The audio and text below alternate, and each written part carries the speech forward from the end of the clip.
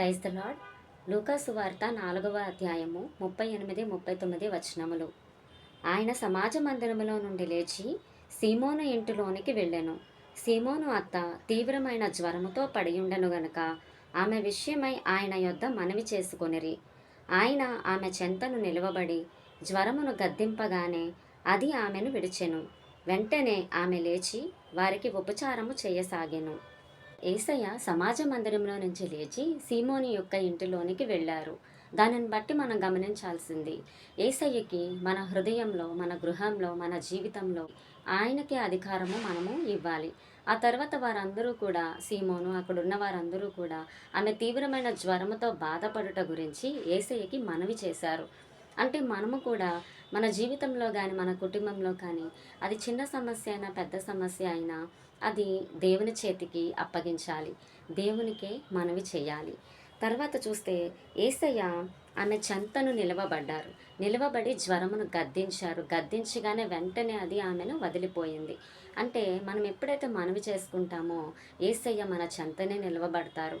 అంటే దేవుడు మనల్ని అనాథులుగా విడవరు. మన చెంత నిలవబడే దేవుడు. మనల్ని దాటి వెళ్ళిపోయేవారు కాదు. మన కొరకు బాధ్యత వహించే దేవుడై ఉన్నారు. వారు ఎప్పుడైతే మనవి చేసుకున్నారో యేసయ్య ఆమె చెంతనే నిలవబడి జ్వరాన్ని గద్దించారు. ఈ రోజున నీ పరిస్థితులు ఎంత కఠినంగా మారినా, నీ కుటుంబంలో, నీ జీవితంలో ఎన్నో వేదనలకు గురవుతున్నా, నీ సమస్యల్ని దేవుడి చేతికి అప్పగించు.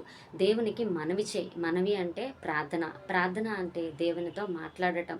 నీకేదైతే సమస్య ఉందో దానిని నువ్వు దేవుని చేతికి అప్పచెప్పు.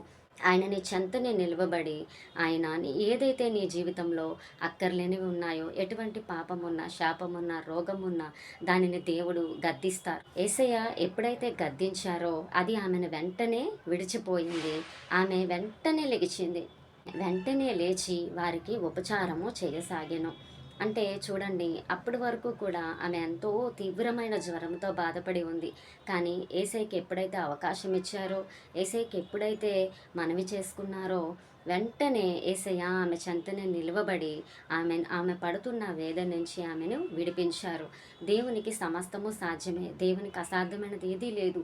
నీ జీవితంలో, నీ కుటుంబంలో ఎదుర్కొంటున్న పరిస్థితులు చిన్నదైనా పెద్దదైనా దేవుని యొద్ద మనవి చెయ్యి. దేవునికి అవకాశం ఇవ్వు.